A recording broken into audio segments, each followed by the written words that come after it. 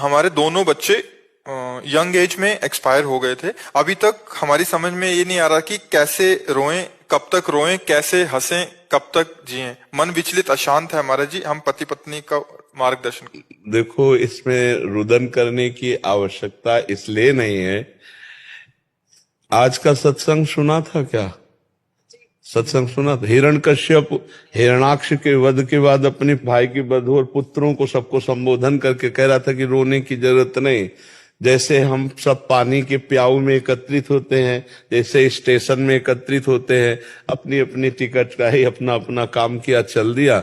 कल चित्रकेतु का चरित्र पीछे भागवत में, तो उसमें था कि चित्रकेतु अपने पुत्र के वियोग में इतने मूर्छित हो रहे थे, रो रहे थे, तो देवर्षि नारद जी और अंगिरा जी ने आकर के उनको फिर संभाला और उस जीवात्मा को बुलाया और कहा, देखो तुम्हारे पिता माता इतना रो रहे हैं, बेटा आओ और हम तुम्हें आयु देते हैं अपने इस शरीर में। तो उन्होंने मना कर दिया।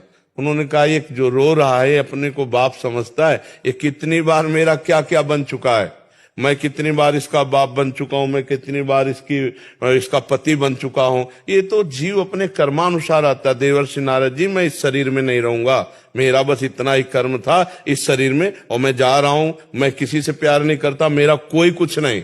जब ये आवाज सुनी तो उनका मोह नष्ट हो गया। वो जीव आपके लिए एक सेकंड भी नहीं सोच रहा होगा और आपको वर्षों हो रहे हैं आप उनके प्रति रो रहे हो। यही अज्ञान है, यही माया का भगवान का प्रभाव है। आप भगवान से क्यों नहीं प्यार करते हो? मनुष्य जीवन भगवान के प्यार के लिए नहीं होता, लगता ही नहीं है किसी भी चीज में। यही अज्ञानता है। ये अज्ञानता के कारण बाहर न अंदर कहीं भी भ्रमण करने जाती हूँ। हाँ, बात सही है आपकी, हम बिल्कुल सपोर्ट करते हैं। ये माया का प्रभाव ही ऐसा है अविद्या का कि हमें लगता है मेरा पति, मेरा पुत्र, मेरा परिवार, मेरा अमुक, और जब मेरा परिवार चला गया तो अब हृदय जलता रहता है। यही अज्ञान का खेल है। अगर हम भगवान का नाम जप करें और भगवान को पुकारें और वो कृपा कर दें तो रोना बंद हो जाए।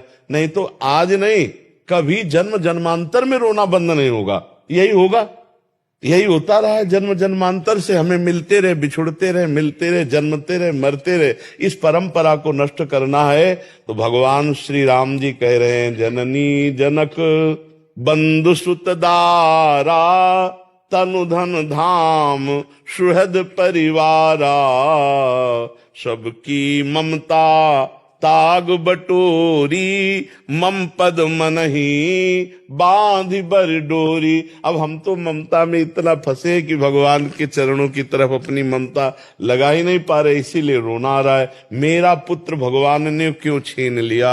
आपका ना था, ना है, ना रहेगा।